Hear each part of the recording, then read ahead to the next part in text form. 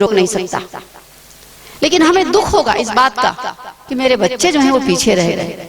जोश से मेरे बच्चों को मुझे देना चाहिए था, जो उनके हाथ में आना था, जो दान वरदान उनके लिए बरसने थे, वो मैं नहीं कर पाया।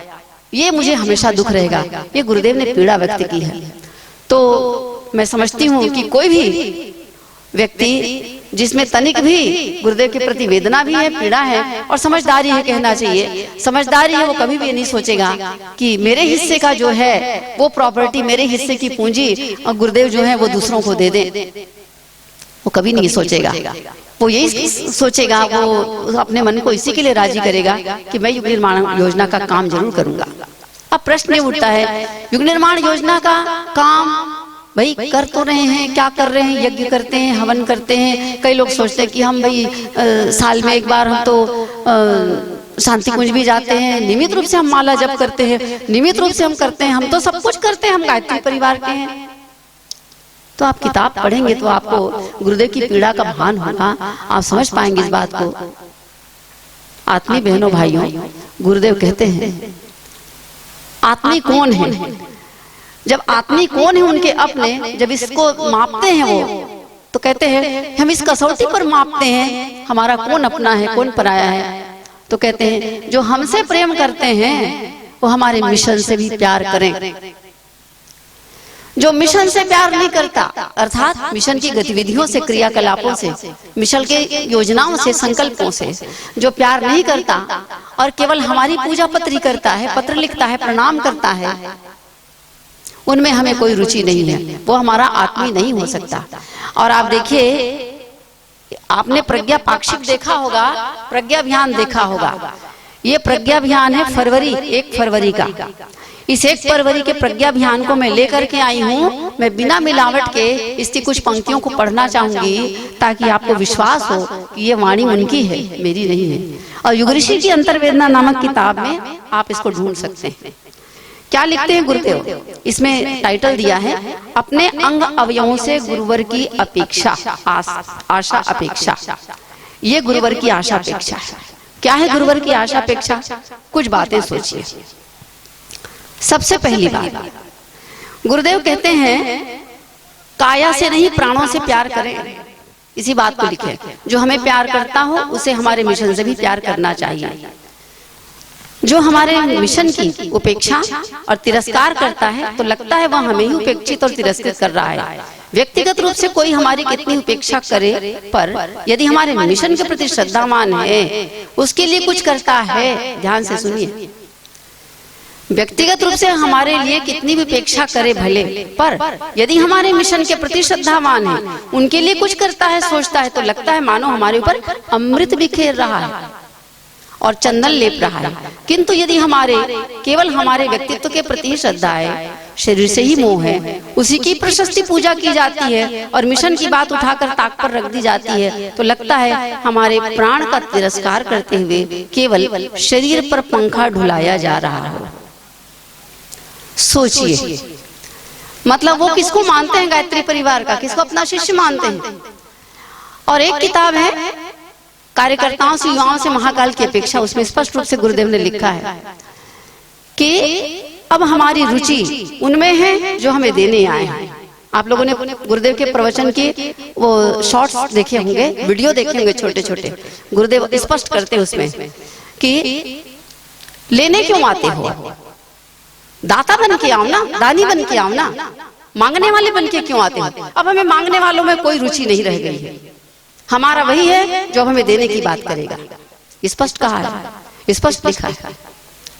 उन्होंने कहा है ठीक है, आपके लिए, बच्चों के लिए, नौकरी के लिए, अन्य दूसरे, ये सब करने के लिए भी करेंगे, लेकिन वास्तव में भाइयों बहनों, गुरुदेव का ये संत स्वभाव है जो उन्होंने दिया। लेकिन वास्तव में ये करने गुरुदेव नहीं आए थे, वो युग निर्माण करने के लिए आए थे। और अब युग निर्माण करने के लिए जिनको उन्होंने तराशा है, तलाशा है, खोजा खरादा है, वो हम आप बैठे यहाँ पर। भाइयों की भी जिम्मेदारी है, बहनों की भी जिम्मेदारी है। बहनें अग्रणी पंक्ति में है, भाई पीछे से उनको सहयोग करने वाले हैं। और भाइयों के लिए स्पष्ट निर्देश है, जो बहनों का सहयोग करेंगे, जो उन्हें आगे बढ़ाएंगे, स्वयं पीछे रहेंगे, वो निश्चित रूप से हमारे लिए बड़भागी की स्थिति में है। निश्चित रूप से वो इस युग निर्माण के स्तंभ हैं और अब उनकी जो भूमिका होगी वो इसी रूप में होगी। और गुरुदेव ने स्पष्ट रूप से बहनों के लिए क्या कहा है, अब ये समझ लीजिए आप। 21वीं सदी नारी सदी ठीक है, आने वाले समय में युग का नेतृत्व नारी करेंगी, ठीक है, इस पर बहुत बात हो गई। लेकिन अब परंतु किंतु भी कहा उन्होंने, किंतु इसके लिए उन्हें अपने आप को योग्य और कुशल बनाना पड़ेगा। उन्हें जिम्मेदारी संभालने योग्य अपने आप को बनाना पड़ेगा, क्योंकि मजबूत कंधे ही भार वहन करने की क्षमता रखते हैं। और ये सत्य बात है, जिनमें भार वहन करने की क्षमता ही नहीं है, अब उसको 1 क्विंटल का बोझ कोई लाद दिया गया तो बेचारा वो तो वहीं पर बैठ जाएगा, जैसे बैल होते हैं उस प्रकार से। फिर 21वीं सदी नारी सदी कैसे आएगी? तो 2 तैयारी करनी है। अब क्या करनी है 2 तैयारी? गुरुदेव की पीड़ा को पी करके पहली तैयारी करनी है अपने आप को भीतर से तैयार करना। तलाशने और तराशने भर में 2 में हो जाएगा। आगे संगठित होना और आगे उसको नियोजित करने वाली बात आती है। संगठन की बात अभी होगी, मैं करने जा रही हूँ, निवेदन करने जा रही हूँ आपसे। सबसे पहली बात अपने आप को भीतर से तैयार करना। भीतर की तैयारी में क्या आता है? सबसे पहली बात वही मैं फिर से दोहरा दूं, अपने आप को गुरुदेव की शिष्य भी माने, अपने आप को महाकाल के साथी सहचर उनके अंग अवयव माने और अपने ऊपर भरोसा करें नहीं, अपने ऊपर गर्व करें कि मैं भगवान ने नारी जन्म दिया और युग निर्माण परिवार में जोड़ा, हमसे ज्यादा बड़भागी कौन होगा। एक दूसरा, अब वो कहने के पहले आपको उदाहरण बताऊं।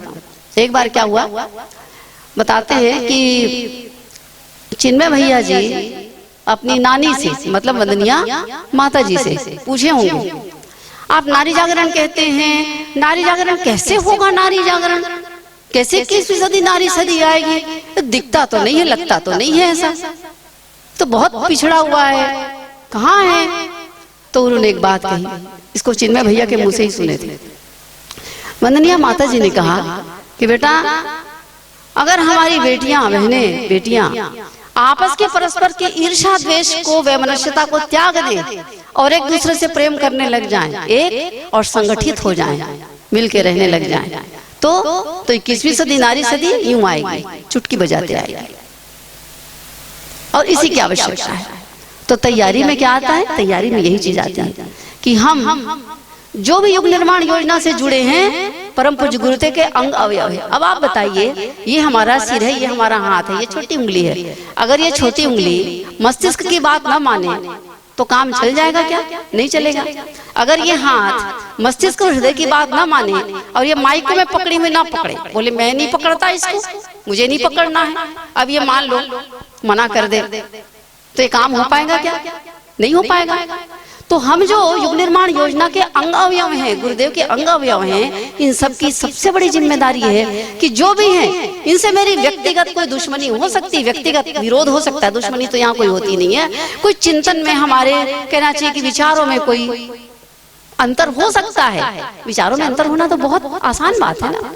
एक परिवार में पति पत्नी जो जीवन भर के लिए साथ हैं, या माँ और बेटा, बाप और बेटा, उनमें विचारों में भेद होता है, तो सबके विचार एक समान हो जाएंगे क्या? नहीं हो सकते। विचारों में भेद होता है, मतलब भिन्नता होती, कहना चाहिए भेद नहीं, भिन्नता कहना चाहिए। विचारों में भिन्नता होती है, कार्य योजना में भिन्नता होती है, रुचि में भिन्नता हो सकती है, सब हो सकता है, सब हो सकता है, सब कुछ है। लेकिन आपस में वो एक अंग अवयव के रूप में जब तक वो स्वीकार करते रहेंगे, तब तक किसी प्रकार की कोई दुर्घटना नहीं घटेगी, कोई व्यतिरेक नहीं आएगा, कोई कठिनाई नहीं आएगी, और जो भी योजना है वो पूरी हो जाएगी। हमारे शरीर में जो कुछ भी काम करना है वो हम कर सकते हैं। उसी प्रकार से युग निर्माण योजना के जो भी बहनें हैं, आप एक मंडल के सदस्य हो सकते हैं, आप एक इकाई के सदस्य हो सकते हैं, गांव की बहनें हो सकती है, गांव की, ब्लॉक की, जिले की, प्रांत की, जिस भी संगठन से जुड़े हुए बहनें हैं, यदि आपस की स्तुतु में को या जो विरोध की बात है वो भूल जाएं और एक झंडा लेकर के, जैसे कलश यात्रा में कोने कोने से निकल करके आते हैं ना, भाई कलश यात्रा में शामिल होना है, मेरे को उस भीड़ का हिस्सा बनना है, मेरे को 2 शब्द गाना है, मेरे को उसका हिस्सा बनना है, ताकि लोग देखें तो कहें कि अरे वाह, गायत्री परिवार में कलश यात्रा इतनी भव्य थी, इतनी दिव्य थी, तो मुझे उसका हिस्सा बनना है। तो ये समझ करके यदि हम युग निर्माण योजना का हिस्सा बनते हैं, कार्य योजना का हिस्सा बनते हैं और इस प्रकार से कोई विरोध नहीं करते हैं, तो निश्चित रूप से नारी जागरण हो गया और 21वीं सदी नारी सदी भी आएगी। बोली गायत्री माता की।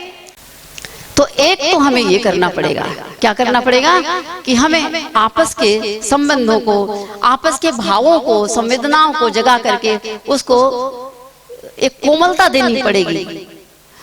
तोड़ने का नाम गायत्री परिवार नहीं है, जो तोड़ता है वो गायत्री परिवार का नहीं हो सकता। गुरुदेव का एक मैंने प्रवचन सुना था, इतनी झिड़कियां लगाए थे, आपने सुना होगा। वो हम सबके ऊपर लागू होता है और हम सबको हमेशा याद रखना चाहिए, क्योंकि हम मनुष्य हैं, मनुष्यों से गलती हो जाती है, कमियां रहती है, आदत कुछ बनी रहती है, कभी चूक हो जाती है। कोई बहुत बड़ी बात नहीं है चूक होना, गलती होना, सबसे गलती होती है, हमसे दसों हजारों गलती हो सकती है, जीवन काल में हो सकती है, पर उसको समझना, उसको स्वीकार करना बड़ी बात है। गुरुदेव ने क्या कहा है, मेरा सबसे बड़ा बैरी वो, मेरा सबसे बड़ा दुश्मन वो कौन, मेरा सबसे बैरी और बड़ा बैरी और दुश्मन वो जो काना फूसी करके किसी को भड़काते हैं, किसी को कुछ बोलते हैं, किसी को कुछ बोलते हैं, जो आस्था को तोड़ने का काम करते हैं, जो विश्वास को हटाने का काम करते हैं, जो मिशन से लोगों को हटाने का काम करते हैं, संगठन को तोड़ने का काम करते हैं, काना फूसी करते हैं, कान भरते हैं, बरगलाते हैं। ये गुरुदेव के वक्तव्य। तो इस प्रकार के अगर काम हम नहीं कर रहे हैं, इस प्रकार का हमारा ध्यान है, अलर्ट रहे, अपने आप को जागरूक रखेंगे, तो निश्चित रूप से हमने जो सोचा, हमारे गुरुदेव ने जिसके लिए हमें नियुक्त किया है, वो हम काम कर सकते हैं। एक तैयारी ये हो गई। दूसरी तैयारी, अपने भीतर की संवेदना को, अपने भीतर के प्रेम को, प्यार को जगाएं, जगाएं, जगाएं, उसको बढ़ाएं, भाई भी बहन भी। ये संसार, गुरुदेव ने कहा कि बेटा केवल अपने बच्चों की माँ नहीं हो तुम, तुम्हारे 2 बच्चे, तुम्हारा अपना घर परिवार हो गया और घर में बैठ के माला जपोगे, इसके पश्चात सोचोगे कि मेरा घर भला, मेरे बच्चे भले, जग भला, मुझे कुछ लेना देना नहीं है, तो ऐसा नहीं बनेगा। मदनिया माता जी झिड़की लगा के बोलती है कि तू घर में माला जप करता है, ये सोचता है कि मैं बड़ी बड़ी सिद्धियां हासिल कर लूंगा, मुझे मुक्ति मिल जाएगी। चलो मान लो मिल भी गई तुमको मुक्ति, या तुम्हारा भला हो भी गया, मान लिया जाए, तो तुम्हारा एक के भला हो जाने से, एक के संसार से चले जाने से बाकी सबका क्या हो जाएगा? बाकी तो वही पड़े हुए हैं। और ये सत्य बात है, सोच के देखने से। अगर गुरुदेव माता जी इसी प्रकार से सोचते तो हम करोड़ों का जो पता नहीं किस स्तर में गिरे पड़े हुए हैं, उनका उद्धार करने के लिए गुरुदेव माता जी यहाँ पर आते क्या? क्यों आए हैं? किसका उद्धार करने आए हैं? किस लिए आए हैं? वो तो मुक्त आत्मा है, उनके पास क्या कमी है? उनके पास न साधना की कमी, न उनके पास में कोई सिद्धि की कमी, वो तो मुक्त है हर दृष्टिकोण से, उनको क्यों आना पड़ा? ये हम आप जैसे, ये जो पृथ्वी इस समय कहाँ जा रही है, कितनी तकलीफें जिसके बारे में आप बहुत कुछ सुन चुके हैं, वो कहाँ जा रही, किस स्थिति में है, उसको उबारने के लिए गुरुदेव आए और हम लोगों के लिए निर्माण योजना बनाया, और वो स्वयं अपने हिस्से का करके चले गए, और स्थूल में अब करने के लिए कंधे पर जवाबदारी देकर के हम लोगों के लिए गए। हमें ये बात अंत तक याद रखनी चाहिए, इसलिए आए परम पूज्य गुरुदेव। तो हम केवल माला जप करके या थोड़ा बहुत काम करके, मैं आपकी काम का तिरस्कार नहीं कर रही हूँ, हमारी बहनें बहुत कुछ कर रही होंगी, कर रही हैं, लेकिन एक बात है, अपने भीतर वाले से पूछें कि क्या जितना मैं करती हूँ 2 पैसा 4 पैसा के बराबर, 1 आध घंटे आधे घंटे के बराबर, या सप्ताह में 1 दिन के बराबर, क्या इतनी ही मेरी क्षमता है? इससे ज्यादा मैं नहीं कर सकती क्या? तो आपको जवाब मिलेगा भीतर से, नहीं, मैं बहुत कुछ कर सकती हूँ आगे, इसका 10 गुना कर सकती हूँ। तो मैं क्यों नहीं करती हूँ? क्योंकि मैंने सोचा नहीं वो काम करूं, मैंने अपनी तैयारी नहीं की है। तो कहने का मतलब ये है कि हर दृष्टिकोण से हम सोचें, अपनी क्षमता को पहचाने कि मैं क्या कर सकती हूँ, क्या क्या कर सकती हूँ। अभी करने वाली कार्य योजना के बारे में बात आई है, उस कार्यों को करने के लिए अपने आप को कमर कस के तैयार करना है आपको, और हर स्थिति में प्रतिदिन जो दीक्षा लेने वाला है, आप समझते होंगे इस बात को भलीभांति, मेरा ऐसा विश्वास है, हम हाथ में सूत्र बांधते हैं, ओम व्रतेन दीक्षा मापनोति दीक्षा आपनोति दक्षिणाम दक्षिणाम श्रद्धा मापनोति श्रद्धया सत्यम आप्यते। गुरु को दक्षिणा देते हैं तब वो फलता है, यदि गुरु को दक्षिणा नहीं देते हैं तो नहीं फलता। तो गुरु को दक्षिणा क्या देंगे? वे दक्षिणा वही देंगे जो गुरु जी मांगते हैं। गुरु जी क्या दक्षिणा मांगते हैं? हमारे गुरु जी दक्षिणा में भाई एक समयदान मांगते हैं, और दूसरा क्या मांगते हैं बताइए? अंशदान मानते है ना। समयदान अंशदान में भी वंदनीय माता जी तो झिड़क के बोलती हैं, रख अपना पैसा तेरे पास, तेरा पैसा नहीं चाहिए, पैसा बरसेगा, हमारे पास बहुत पैसा है। तेरा समय चाहिए, तेरा समय चाहिए, तेरा समर्पण चाहिए, तेरी ईमानदारी चाहिए, ये गुरुदेव मांगते हैं। तो समर्पण मांगते हैं, त्याग मांगते हैं, जिम्मेदारी वहन करने के लिए एक विश्वास मांगते हैं। परम पूज्य गुरुदेव ने हम पर बहुत विश्वास किया, हम गुरुदेव पर कितना विश्वास करते हैं। उनने कहा कि बेटा विश्वास करो, तुम मेरा काम करो, मैं तुम्हारा काम करूंगा। सबकी जुबान पर होगी ये बात। आप लोगों ने 10 बार सुना होगा, पढ़ा होगा, मंच से बोला होगा, जब बोलने की स्थिति आई होगी तो आप सबने दूसरों को बोला होगा कि गुरुजी कहते हैं कि तुम मेरा काम करो, मैं तुम्हारा काम करूंगा। बात तो ठीक है, रटी रटाई है, विश्वास कितना करते हैं। कहा करूंगा घर में ऐसा ऐसा हो गया, यहाँ दे मोर तो धान बेचे के समय हरे, सब गड़बड़ हो जाइए दे। वो काम को छोड़ करके किसी और को भी नहीं दिए ना, वो काम दूसरे को भी नहीं समझाए, उधर चले गए। हमारी बहनें भी ऐसी करती हैं, बहुत सारी बहनों में इस प्रकार की आदत हमारी रहती है। ऐसा क्यों करते हैं? हमको अपने गुरु सत्ता पर भरोसा नहीं रहता। आप इस बात को नोट करके रख लीजिए दीदी, मातृशक्तियों, आत्मी बहनों, समयदान युग धर्म नामक किताब में गुरुदेव ने जो लिखा बिल्कुल सत्य है। वही 24 घंटे के समय में आपका घर परिवार भी समझ जाएगा, आप नौकरी भी कर लेंगे, काम में भी योगदान देने के लिए समय निकाल लेंगे। जैसे रबर को खींचते हैं ना, ऐसे तो रबर खींच जाता है, उस प्रकार से समय खींचता है। कब? जब हम संकल्प लेते हैं प्रतिदिन के लिए। दक्षिणा में गुरुदेव को, गुरु दक्षिणा में समयदान चाहिए। जो समयदान करता है वही दीक्षित व्यक्ति कहलाएगा। जो समयदान अंशदान की दक्षिणा नहीं देने योग्य है, वो केवल माला जप करके, उपासना और साधना करके ही यदि अपने आप को सोचता है कि मैं तो दीक्षित हूं करके, तो नहीं। गायत्री माता का पेट केवल और केवल दिया जलाने से, माला सटकाने से नहीं भरने वाला। हमारी गायत्री माता जो गुरुदेव की दी हुई है, युग निर्माण करने के लिए वो जो ऊर्जा है, उस ऊर्जा को जो हमको पिलाना चाहती है, पिलाई है, उसमें व्यक्ति तड़पता है, चुप रह नहीं सकता।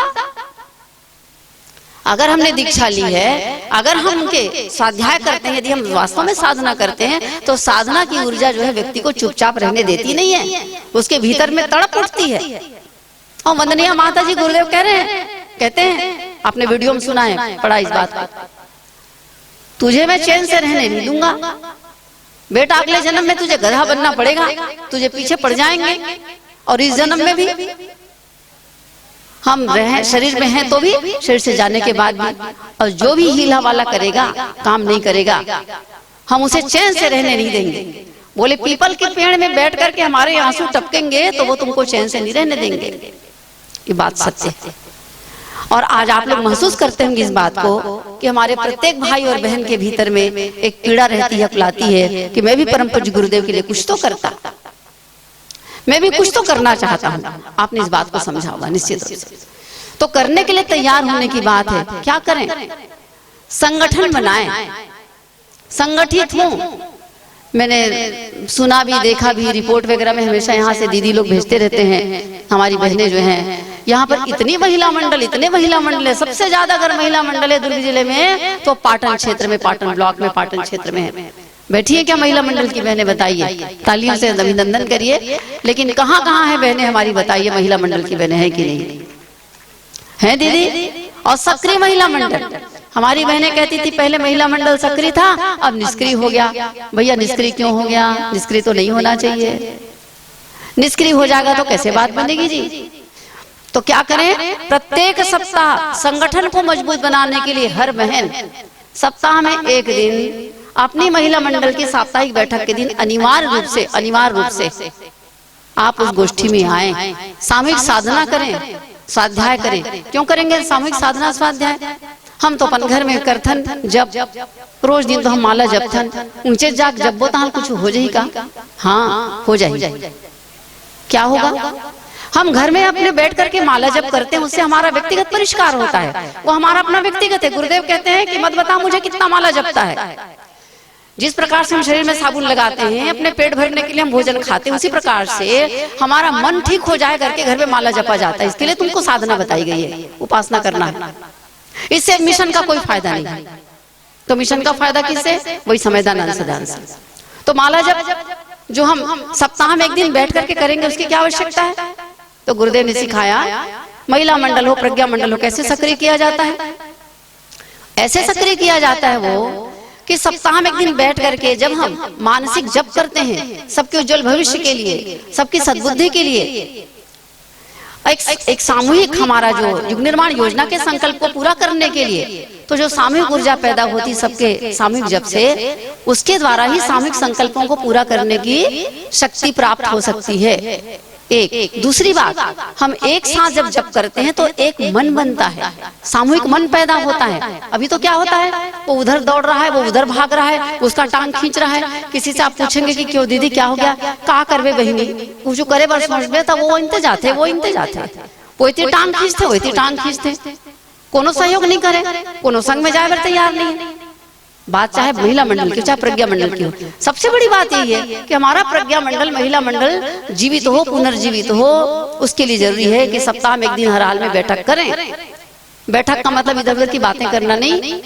आधे घंटे के लिए आप साधनात्मक मनोभूमि के साथ में 24 गायत्री मंत्र बोलें, महामृत्युंजय मंत्र बोले 5 बार, 10-15 मिनट 12 मिनट के लिए हर हाल में आप सामूहिक जप करें, साधना करें। ये हो गया आधा घंटा में। उसके पश्चात आधे घंटे के लिए आप आधे घंटे 40 मिनट के लिए हर हाल में सामूहिक स्वाध्याय कराएं।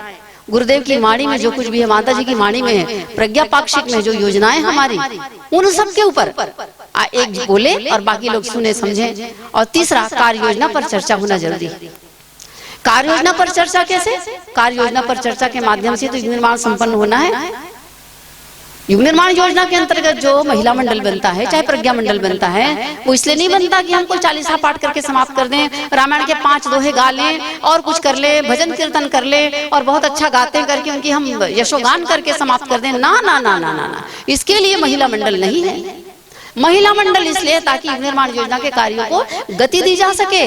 वो बहनें ही हैं जो महिला मंडल को आगे बढ़ा करके, या गायत्री परिवार की कार्य योजना को, शतसूत्री योजना है हमारी, 7 आंदोलन, उसमें भी 8वां आंदोलन जो पुंसवन संस्कार का हो गया, अवगढ़े संस्कारवान पीढ़ी का हो गया, उनको आगे बढ़ाने के लिए, ऊर्जा पैदा करने के लिए, संकल्पित होने के लिए, सीखने पढ़ने के लिए, सब कुछ करने के लिए हमें अपनी महिला मंडल को सक्षम और सशक्त बनाना जरूरी है। तो सबसे पहला काम तो ये है। इससे पहले क्या काम? इससे पहले जो भी काम होगा वो व्यक्तिगत रूप से हो सकता है। एक काम मैं करूंगी व्यक्तिगत, ये काम ये करेंगे, ये काम मेरा नाम हो सकता है। हाँ, मडरिया दीदी बहुत अच्छा बोलती हैं, काम कराती हैं, ये शांता जी और ये दीदी लोग बहुत बढ़िया बढ़िया करते हैं। व्यक्तिगत नाम, व्यक्तिगत यश हो सकता है, व्यक्तिगत हो सकता है, लेकिन संगठन की मजबूती नहीं आएगी तब तक हमारा मिशन जो है आगे नहीं बढ़ेगा।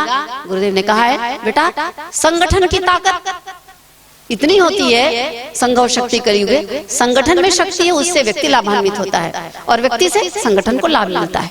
इसलिए क्या करें? संगठन में रहें, संगठन के साथ चलें, वो क्षमता हासिल करें। तो संगठन को मजबूत बनाने के लिए हम ये करना आवश्यक है। उसी के माध्यम से छोटे छोटे प्रशिक्षण, उसी के माध्यम से सारे सतसूत्री आंदोलन जो है हमारे, आप जानते हैं, और उसमें भी 7 सूत्री 8 सूत्री जो भी बातें हुई है, साधना आंदोलन, शिक्षा आंदोलन, स्वास्थ्य आंदोलन, पर्यावरण संरक्षण आंदोलन, स्वावलंबन आंदोलन, व्यसन मुक्ति और कुरीति उन्मूलन आंदोलन और नारी जागरण आंदोलन, ये चलने वाले, इसी के आधार पर चलने वाले। आप सोच रहे हो नारी जागरण आंदोलन में क्या होता है? नारी जागरण कोई योजना नहीं है, कोई कार्य योजना नहीं नारी जागरण की अलग से। आप बोलेंगे कैसी बात करते हैं? हाँ, मैं ठीक बोलती हूँ। नारी जागरण आंदोलन का मतलब है, नारी जागरण अभियान का मतलब है नारी को सक्षम बनाना, सारा काम करने के योग्य बनाना, उसके आत्मविश्वास को जगाना, वो उसका आत्मविश्वास जागे, वो सक्षम बने और हर काम अपने बूते, अपने माध्यम से, अपने नेतृत्व में कर लेने के लायक बने। ये है नारी जागरण। नारी जागरण में सारे काम आते हैं। बाल संस्कारशाला आपको चलाना है, यज्ञ आपको कराना है, दीप यज्ञ आपको कराना है, सारे संस्कार आपको कराने हैं। बाल संस्कारशाला के बाद किशोर संस्कारशाला आपको चलाना है, युवा शिविर आपको लगाना है, कन्या शिविर भाषण देने आपको जाना है, कन्याओं को सही रास्ते पर ले जाने के लिए गोष्ठी आपको करनी है, स्वास्थ्य रक्षा के लिए आपको सामने आना है, स्वास्थ्य आंदोलन आपको चलाना है, युवा शिविर के समान योग शिविर आपको लगाना है, आपको योग आना चाहिए, आपको आसन प्राणायाम आना चाहिए, आप दूसरों को सिखाएंगे, सिखा सकना है, आपको इस पे दक्ष होना है, आपको स्वावलंबी भी बनना है, आपको पर्यावरण से संबंधित सारी जानकारी चाहिए, आप सब चीज को जाने समझें, स्वयं करें और औरों को करा सकने के योग्य आप मार्गदर्शन दे पाए। इसी को कहते हैं नारी जागरण। अब आप बताइए कहां पर अलग करेंगे? आपको ये कहेगा वाह नारी जागरण में ये हुआ थे, नारी जागरण में ये हुआ थे, नारी जागरण में ये हुआ थे, सब वो छा थे नारी जागरण में, एक कोठन्नी माचे। और भाइयों को साथ में लेके करने का मतलब क्या है? भाइयों का सहयोग ले। कई बार ऐसा भी होता है, हाँ हम सब कर ले, तुमन भाई हम अब आगे बढ़ गए, ऐसा भी होता है। और कई जगह तो भाई लोग उनको टॉर्चर करते हैं, उनको बोलते हैं जाओ ना तुम्हारा नारी जागरण ना, जाओ जाओ जाओ तुम तो नारी जागरण वाले हो, जाओ तुम मन करो अकेला। ऐसा होता तो परम पूज्य गुरुदेव वंदनीय माता जी के माध्यम से, उस जमाने में वंदनीय माता जी इसीलिए तो उनके जीवन में आई, क्या उस समय नारी जागरण का शंखनाद करते? पूज्य गुरुदेव ने वंदनीय माता जी को केंद्र में रख करके उनसे नारी जागरण का शुरुआत किया, उनके माध्यम से। उस समय चिंगारी थी छोटी सी, आज दावानल बन गई। वंदनीय माता जी ही अग्रणी है, वंदनीय माता जी के माध्यम से ही नारी जागरण अभियान चल रहा है, और वही हमारी मार्गदर्शक सत्ता है, और वही हमारी अग्रणी नेतृत्व करने वाली है। उन्हीं की ऊर्जा सब लोगों के भीतर में है। आत्मीय बहनों, इस बात को भली भांति समझ लीजिए, ये सारे जितनी योजनाएं हैं, उन योजनाओं को आपको अपने बूते लेकर के चलना है और उसके योग्य बनना है। एक प्रशिक्षण आयोजित हुआ अभी प्रांत स्तरीय बलौदा बाजार। आप यहाँ यज्ञ की तैयारी में आप लोग लगे रहे होंगे, तो जाने का मौका आपको नहीं मिला होगा। कुछ बहनें गई भी थी, दुर्ग जिले से दूसरे तरफ से गई थी, यहाँ बैठी भी हैं बहनें, सब 10-12 बहनें पहुंची थी। और उनसे पूछेगा, उनके मन की भावना पूछेगा, तो आपको समझ में आएगा कि कितनी महत्वपूर्ण बात है। तो प्रशिक्षण होना चाहिए। दूसरी बात जो संगठन की बात है, ये जो मैंने महिला मंडल की बात करी वो संगठनात्मक बात हुई, और उसके साथ में कार्य योजनाओं की बात। तो संगठनात्मक बातों में देखिए संगठन कैसे। अब आप सोचेंगे महिला मंडल में 10 बहन 15 बहन ज्यादा से ज्यादा, ठीक है। अब वो बहनें जो बैठती हैं, कोई आता है कोई नहीं आता है, आप ब्लॉक वाले से तो नहीं मिल सकते, आप जिले वाले से तो नहीं मिल सकते ना। जब ऐसी स्थिति आती है, जब बड़ा कोई आयोजन होता है, तो सब लोग की भेंट मुलाकात होती है। आप बताइए क्या ऐसा आपके मन में आता है कि हम एक साथ एक बार में एक साथ यहां से लेके वहां तक सब बहनों से मिल लें? प्रांत स्तरीय दूसरे जिले में रहने वाली वो उधर अंबिकापुर की बहनें हैं, इधर जशपुर की बहनें हैं, इधर दुर्ग के अलावा हमारी दुर्ग ब्लॉक में रहने वाली, दुर्ग जिले की दूरस्थ स्थानों में रहने वाली बहनें के साथ में राजनांदगांव और कबीरधाम, सब बहनों को हम देखे जाने। मन लगता है आप लोगों का? दूसरों से मिलने का मन नहीं होता तो कम से कम दुर्ग जिले वालों से मिलना चाहिए कि नहीं मिलना चाहिए? मिलना चाहिए कि नहीं दीदी? तो मिलने के लिए कहाँ जाएंगे? आप तो दिन भर घर से बाहर निकलना पड़ेगा तब जाकर के हो पाएगा, लेकिन ये तो संभव नहीं, वो तो आपको आते जाते ही समय बीत जाएगा। तो क्या करेंगे? उसका बहुत अच्छा रास्ता विज्ञान ने निकाला है और पूज्य गुरुदेव ने निकाला। समझ लीजिए ये उनकी ही कृपा है कि कोरोना काल से पूरा जो संसार है वो वर्चुअल हो गया है, ऑनलाइन हो गया, और ऑनलाइन के माध्यम से हम दूसरों से मिल सकते हैं। जूम मीटिंग के माध्यम से मिलते हैं, गोष्ठी के माध्यम से मिलते हैं उसमें, और बिल्कुल जैसे हम और आप आपस में एक दूसरे को देख रहे हैं। मैं बहुत दूर से देख रही हूँ तो मैं दूर की बहन को नहीं देख पा रही हूँ, लेकिन जब आप अपने मोबाइल में अपना वीडियो ऑन करेंगे ना, और उसमें आप वर्चुअल मीटिंग में जब जुड़ेंगे तो आप लगेगा बिल्कुल ऐसे दीदी के साथ जैसे बैठे हैं ऐसे बाजू में। इस प्रकार से आप उनका चेहरा भी देख सकते हैं और उनसे बातें कर सकते हैं, उनकी बातों को सुन सकते हैं। आप सब बहनों से मेरी प्रार्थना है, निवेदन है कि आप इस प्रकार के संगठन से जुड़िए। आप लोग मोबाइल रखते होंगे, इस जमाने में बिना मोबाइल के किसी का जीवन चल नहीं सकता। ये विश्वसनीय बात नहीं कि आपके पास मोबाइल नहीं होगा। बात सही है कि नहीं दीदी? बताइए, सही बात है। और जिनको कुछ नहीं आता, शिक्षित बहनें, वो भी जो मोबाइल रखती हैं वो एंड्रॉइड मोबाइल रखती हैं। वीडियो सब लोग देखते हैं, वीडियो में प्रवचन सुनते हैं, वीडियो में गाना सुनते हैं, शांति कुंज का उद्गार सुनते हैं, जिनके पास ये सुविधा है उन्हें हर हाल में इस मीटिंग में जुड़ना चाहिए, इस प्रशिक्षण में जुड़ना चाहिए। हमारे प्रांत में ढेर सारी ऐसी बहनें हैं जो अपने जिला स्तर पर प्रशिक्षण करती हैं, जिला स्तर पर मीटिंग करती हैं। महीने में एक बार अगर मीटिंग हो रही है तो महीने में एक बार की मीटिंग में सभी ब्लॉक से, एक जिले के इतने सारे ब्लॉक होते हैं, सारे ब्लॉक की सब बहनें उसमें अनिवार्यतः जुड़े और उनके प्रभाव में जो आती है वो उसमें जुड़े और एक दूसरे की बातों को सुन करके समझ करके अपने संगठन को मजबूत करें। इससे प्रेरणा भी मिलती है, प्रोत्साहन मिलता है, एक दूसरे के कार्यों की जानकारी होती है, इससे अपना आत्मविश्वास बढ़ता है। तो आत्मविश्वास बढ़ाने का जो तरीका है, कई तरीके हैं, उसमें एक बड़ा सार्थक और बड़ा सशक्त माध्यम जो है तरीका वो ये है। आप सबसे मैं निवेदन करूंगी कि इस बात को ध्यान रखें। बहनों को कुछ बातों के बारे में बहुत अच्छे से जानकारी भी होनी चाहिए और हमें अपना सोच विचार बिल्कुल साफ रखना चाहिए। सबसे पहली बात ये, जितनी भी साधनात्मक बातें हैं गुरुदेव ने जो मांगा हमें तराशा, गायत्री मंत्र का जप प्रत्येक बहन अपने आप को संवारने के लिए, सुधारने के लिए कह लीजिए, चाहे परिष्कृत करने के लिए कह लीजिए, हर हाल में आधे घंटे का जप हर कोई करे, आधे घंटे का जप। और जो कार्य करता है उसको तो 1 घंटे उपासना करने की आवश्यकता है।